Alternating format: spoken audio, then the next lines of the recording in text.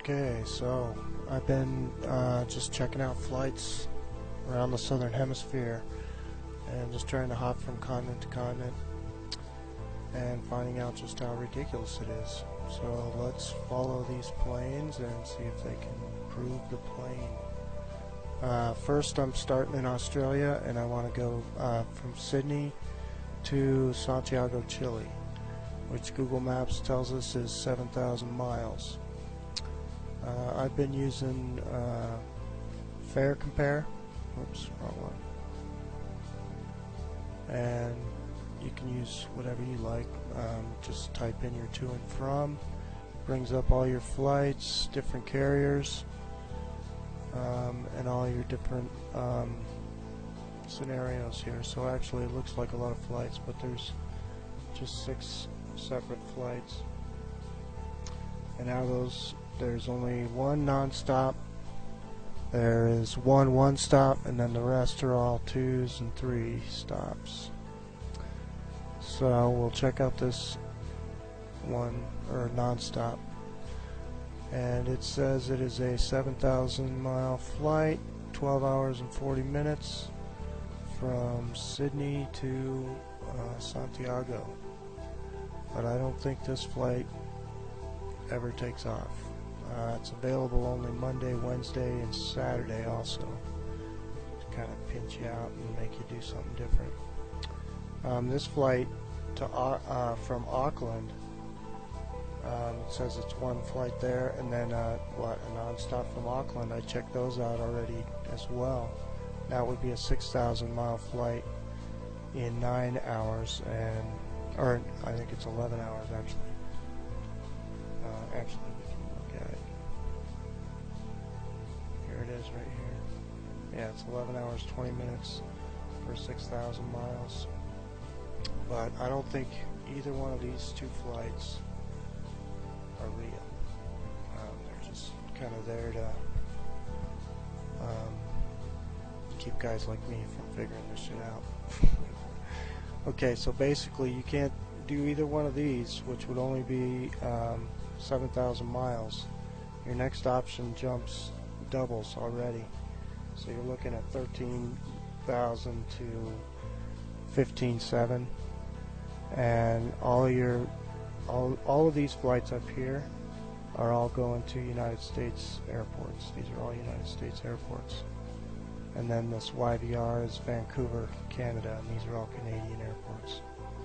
So basically, if you can't get one of these straight across flights, then your next options are either United States or Canada, which doesn't make any sense at all.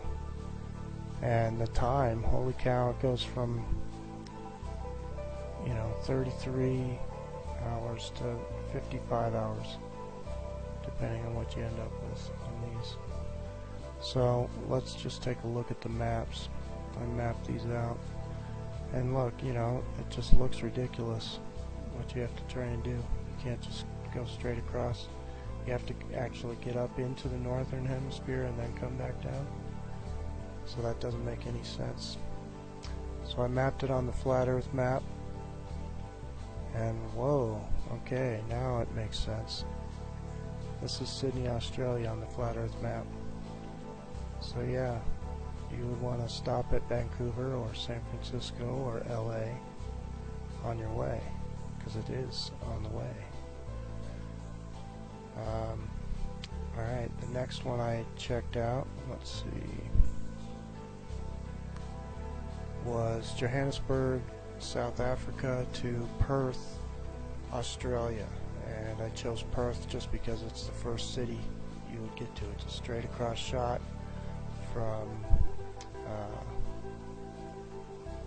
Johannesburg, which is right here, to Perth, which is right here. So look at all the flights that came up here, and once again we only have one non-stop,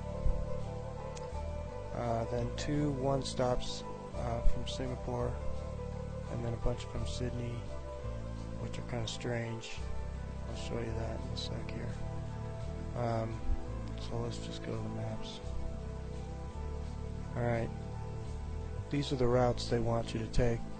There's 3 separate airports right in this little area. This is Dubai and Daho, and not sure what that one is.